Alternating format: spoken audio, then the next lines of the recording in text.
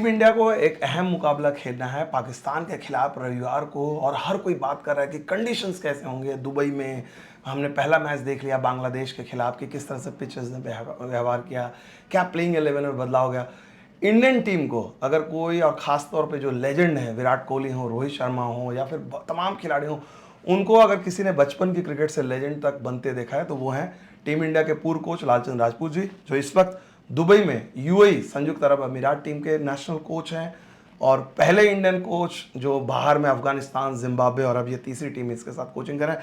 लालू भाई, बहुत बहुत शुक्रिया अपना कीमती वक्त देने के लिए। सबसे पहली चीज़, हर कोई जानना चाहता है कि भाई पिच के बारे में आपसे बेहतर कोई नहीं जानता होगा। दुबई की पिच आपने देखा भी, IL T20, आप तो 365 दिन इसी पिच पे बिताते हो। क्या है ये पिच? सबसे पहले तो ये कहूँगा कि अभी विंटर का टाइम था, लेकिन अभी वापस समर स्टार्ट होने लगा है।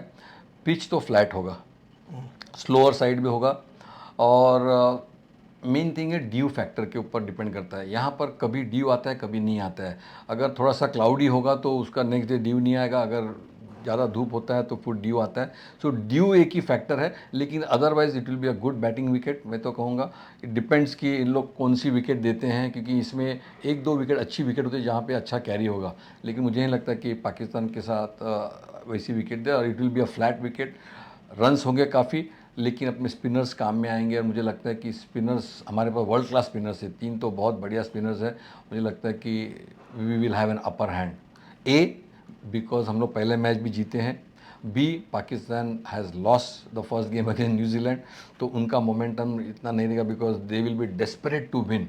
और जब कोई टीम डेस्परेशन में जाती है तो डेफिनेटली काफ़ी गलतियां करती है, और हमने पहला मैच आराम से जीता है, हमारा कॉन्फिडेंस लेवल अच्छा है, एंड हमारा जो मोमेंटम कहते हैं टीम को काफ़ी बढ़िया है, और मुझे लगता है कि हमारा मोमेंटम से हम ये मैच और भी अच्छा मतलब जीत सकते हैं। और लास्टली जो तीसरी बात है, मैं कहूँगा कि आईसीसी ट्रॉफीज़ में इंडिया का ऑलवेज अपर हैंड हुआ है, और हम हमेशा जीते हैं। तो ये एक फैक्टर है कि जो कि पाकिस्तान टीम के प्लेयर्स के माइंड में भी वर्क करेगा। So hopefully it will be a good game for us.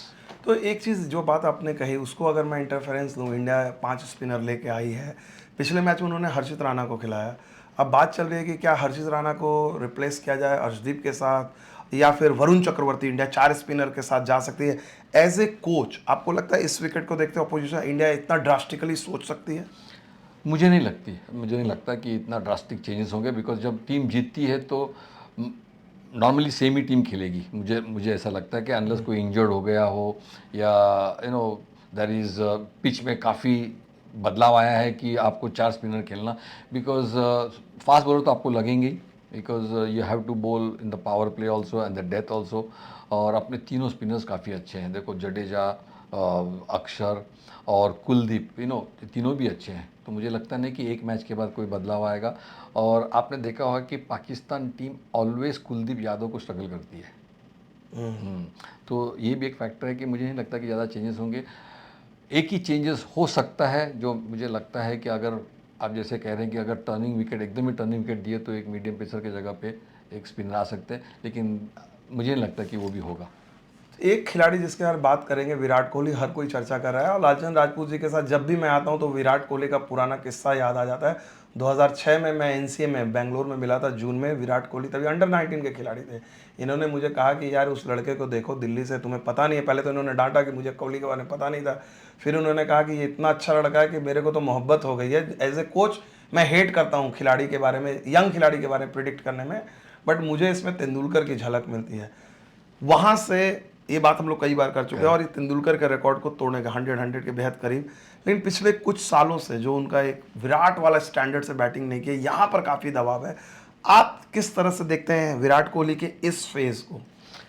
हर एक क्रिकेटर का एक फेज़ आता है। आपने देखा होगा सचिन तेंदुलकर को भी जब 100 करना था तो काफ़ी समय लिया था।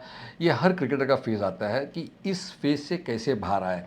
देखो, Virat Kohli is an icon, सब जानते हैं। जिस तरह से, जिस रफ्तार से उसने बैटिंग की, जिस रफ्तार से उसने सेंचुरीज लगाई, आई थिंक कोई दूसरा क्रिकेटर इतना रफ्तार से किया नहीं है। बट कोविड आने से आई थिंक जो ब्रेक लगा थोड़ा सा, मुझे लगता है कि वो काफ़ी बड़ा ब्रेक लगा उसके लिए। अदरवाइज़ अगर कोविड नहीं होता तो मुझे लगता है अब तक तो 100 सेंचुरीज कर ही देता। लेकिन कोविड के बाद मैचेस नहीं हुए, देन जैसे कहते हैं कि थोड़ा सा जब आप खेलते नहीं है काफ़ी महीने 6-7 महीने, तो एक दिक्कत आती है कि रिदम में आने के लिए, मोमेंटम में आने के लिए। देन वो आई थिंक मोमेंटम आने में समय लगा, एंड देन प्रेशर भी बनता ही है, बिकॉज पीपल लोगों का एक्सपेक्टेशन बहुत ज़्यादा था कि हर ऑल्टरनेट इनिंग में विराट को 100 करना है। जैसे कि पहले सचिन के ऊपर था कि सचिन अगर 30 रन कर लिया मतलब 100 करेगा, तो वो एक्सपेक्टेशंस भी काफ़ी था। और जब एक्सपेक्टेशन होती है तो प्लेयर के ऊपर दबाव भी आता है। तो मुझे लगता है कि यस, वो एक फेज से जा रहा है, और मैं अभी भी कहता हूँ कि he is world class number 1 batsman. वो फेज से निकल के जब एक स्कोर अगर वो कर दिए तो देखना उसका जो बैटिंग रिदम है फिर से वापस आ जाएगा। And I am sure he has got plenty of cricket left in. जो पैशन उसमें है, मैं आपको जो आपने मुझे उस कहानी दोहराई है, मैं अभी भी उस कहानी को सोचता हूँ तो मुझे लगता है कि उस एज पे वो इतने पैशनेट थे।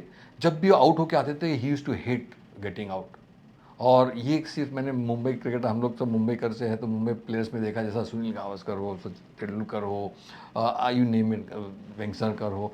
बिकॉज हम लोग में एक ये है कि बैटिंग अगर आप 30 बना लिए, that means you should not get out because you have to get big 100। और वो क्षमता उसमें थी जब मैं अंडर 19 से देखते आया हूँ। इसीलिए आपने देखा होगा कि उसका जो 100 बनाने का रफ्तार था बहुत ही और जैसे कि आपने कहा, yes, people's expectations are very high, he is an icon, and I am sure वो सब इतना प्रेशर लेके भी definitely he will come back, and he will come back to his original form. आखिरी सवाल लालू भाई, आपने मुंबईकर की बात की, बैट्समैन किया, तो एक मुंबईकर और आपने उसकी भी क्रिकेट को बचपन से देखी है, रोहित शर्मा जिस तरह के कैरेक्टर रहे हैं, क्या वैसे ही भारतीय कप्तान बनने का चेंज हुए हैं या उनके खेल, रोहित शर्मा की जर्नी को आप कैसे देखते हो? ये टूर्नामेंट उनके लिए कितना मायने रखता है?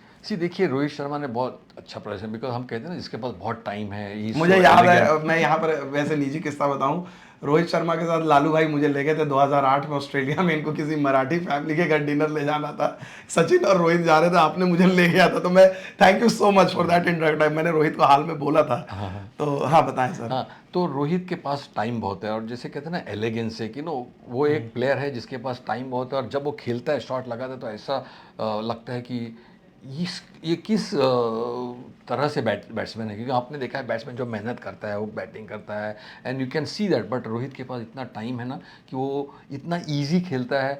और मैं तो कहूँगा कि यस, जब वो बट यंग लेकिन था, वो बॉम्बे का एकदम उल्टा खेल रहा है। आप लोग खड़ूस जाने जाते हैं, वो तो पहली गेंद से आगे, ये बदलाव आप देखते हैं मुंबई स्कूल बैटिंग में भी बहुत बड़ा रेवोल्यूशन अभी तो बहुत बड़ा, बिकॉज ऑफ T20 क्रिकेट। जब हम लोग खेलते T20 नहीं था, तो हमारे वहाँ यही था कि सुनील गावस्कर को देखो, पहले पुराने क्रिकेट को देखो, जैसे कि रन बनाने की मशीन, जब आप सेट हो तो बड़ा करना। लेकिन आजकल क्रिकेट चेंज हो गया, T20 ने पूरा फॉर्मेट चेंज कर दिया है, और you have to be aggressive, you have to put pressure on the fielding side and bowling side. और जिस तरह से रोहित खुद के ऊपर प्रेशर लेता है, बिकॉज जब यंगस्टर को देता नहीं, वो बोलता है मैं चांस लूँगा, मैं इनिशिएटिव लेता हूँ। और I think it's a big quality of player, and as a captain leading from the front, and I think he is one of the best in that. चलिए, बहुत बहुत शुक्रिया लालचंद भाई, और हम कोशिश करेंगे कि अभी दुबई में जब हम हैं यहाँ पर, तो आपसे जो है और एक अच्छी इत्मीनान से बातचीत करेंगे पुराने किस्से कहानियों के साथ। थैंक यू सो मच आपका कीमती वक्त देने के लिए। Thank you Thanks a lot. विमल, या थैंक यू वेरी मच।